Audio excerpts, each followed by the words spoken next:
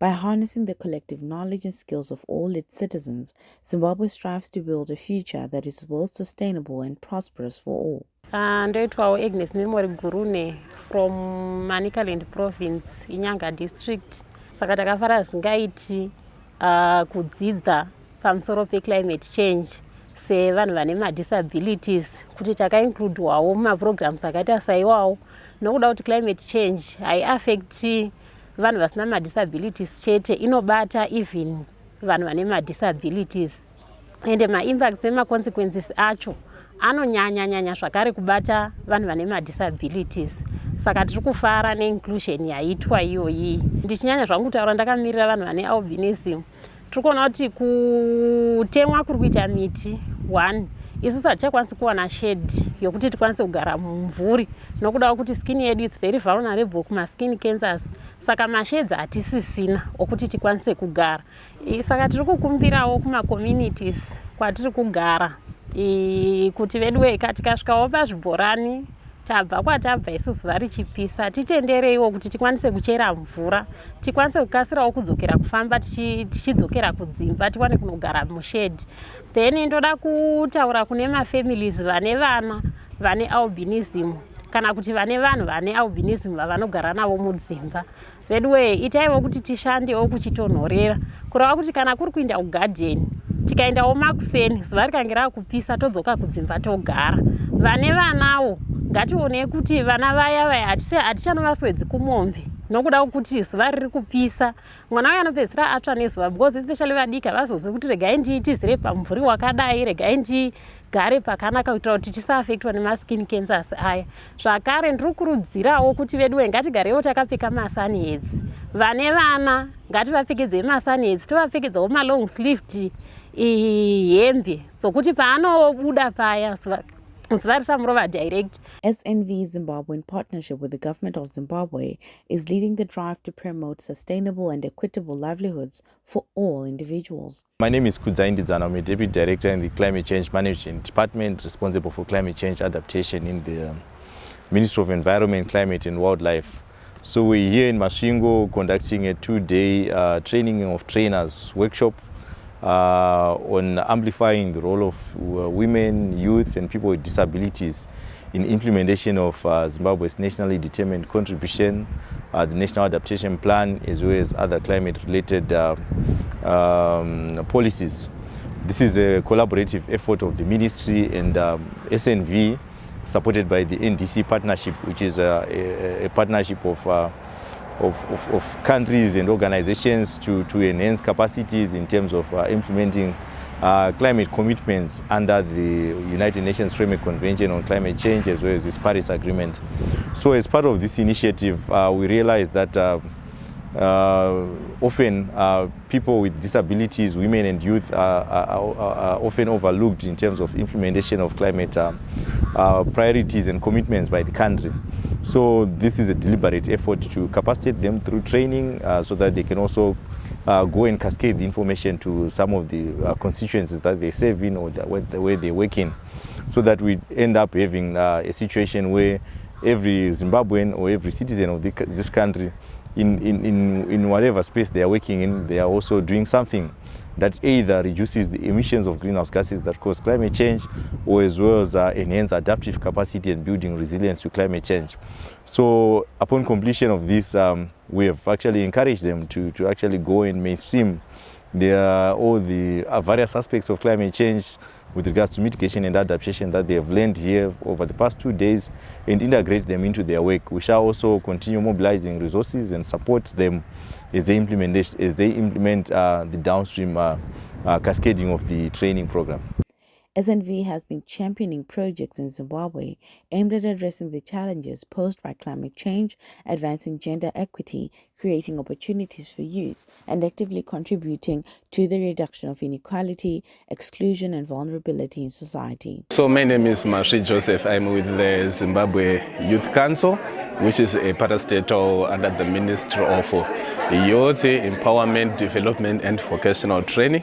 So we are gathered here in partnership with the Ministry of Public Service, Labour and Social Welfare, again with the Department of Climate Change to discuss how best we can amplify the voices of young people, which are the youth in this case in particular, and women as well as persons with disabilities, especially in climate-related discourse. So the role of this workshop is a sort of a capacity building to enable these three constituencies to amplify their voices, their knowledge, their skills in climate-related discourses. So what we would like these trainees to do, since this one is a training of trainers, they have to go to their various or respective areas to go and cascade the need to put in place models and modalities to curb climate change. As a result maybe of this El Ninos we are facing right now, the droughts, as well as the shortage of rainfall that Zimbabwe is experiencing, we are trying to amplify their voices through various activities they can maybe engage into, which are climate smart, as well as to maybe to motivate them to use climate smart initiatives, as well as maybe to put into consideration aspects such as the need for recycling of materials, the need for reuse, amongst the other issues. Ini ndinonzi President Jakarta, ndiri kuno kumasvingo. Ndoda kutenda kuti tanga tine chirongwa wana urongwa hwanga uri pano hweclimate change hwatari tichidzidziswa kuti chirongwa climate change chii. Indafara pazvidzidzo zvanga zvichiitwa pano kuti isu vanhu vakaremara tasingazivi kuti zvinotovawo nezvazvinokonzeresa pamararamiro edu, asi pandakazonzwa ndadzivisa kuti chinonzi climate change ndakaona kuti matambudziko mazhinji atakusangana nawo ndema-weather conditions, kuti kana mvura ikanaya yakawandisa inokakasa migwagwa yatinofamba nayo nemadondoro aya, zvokuti pakufamba kwedu panonetsa. Munongoziva kuti kana muchifamba nemadondoro munofanira kufamba pano pari level. The moment panocherwa ndikapinda mugomba, kuti ndizobuda mugomba imomo munonetsa kuti ndibude kunze kwekuti nditogwesha ndichibuda imomo.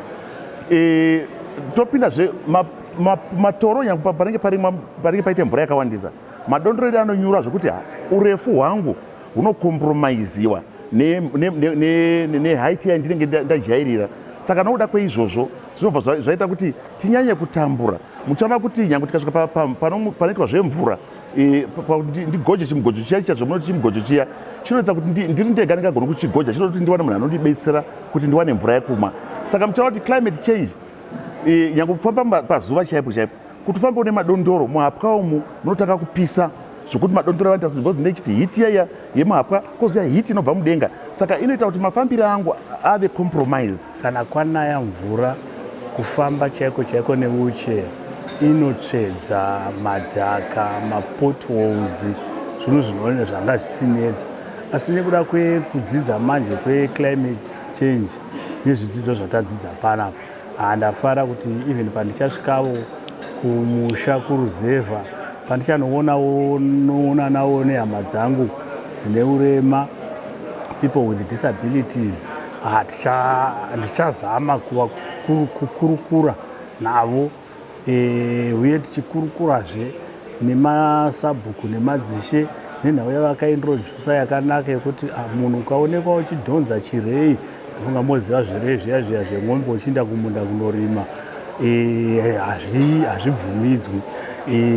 Kurima mumatoro hazvibvumidzwi, kugarazve mumatoro.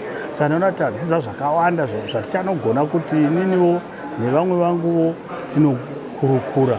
Kana tisingataure nevanhu vakaremara, tichishandisa pfungwa dzedu isusu kuti tingovaitira zvinhu muclimate change, tinenge tichikanganisa. Tinogona kusvika kucyclone, mvura yecyclone yauya nemud, lots of water. Tobva tauya tiri madevelopment partners toti tichambonobatsira kucyclone nema-assistive devices.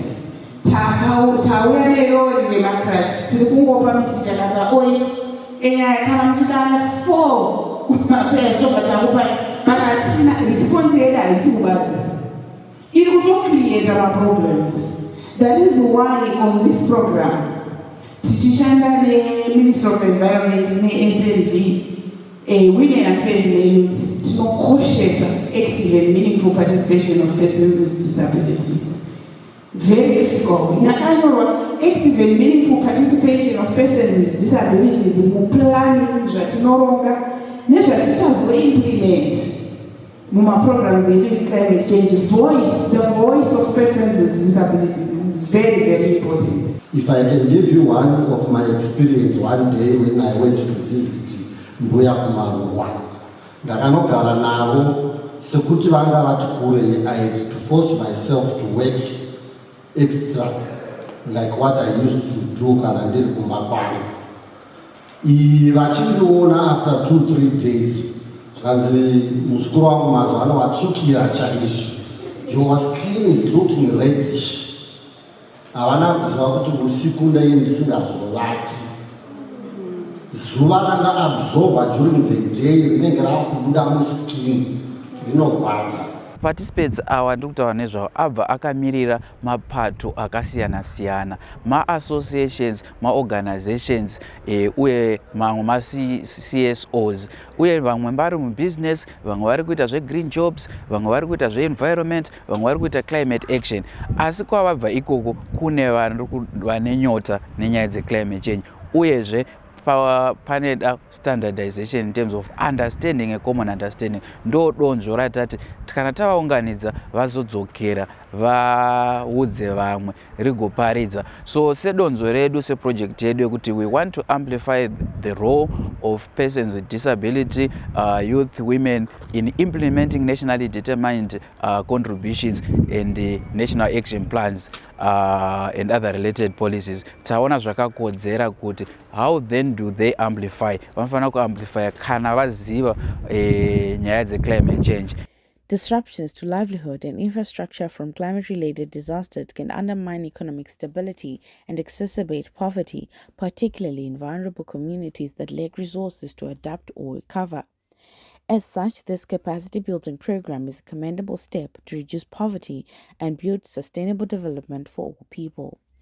Amplifying the role of women, youth, and people with disabilities in implementing Zimbabwe's revised nationally determined contribution and national adaptation plan is thus the way to go as communities seek ways to mitigate effects of climate change and remain resilient.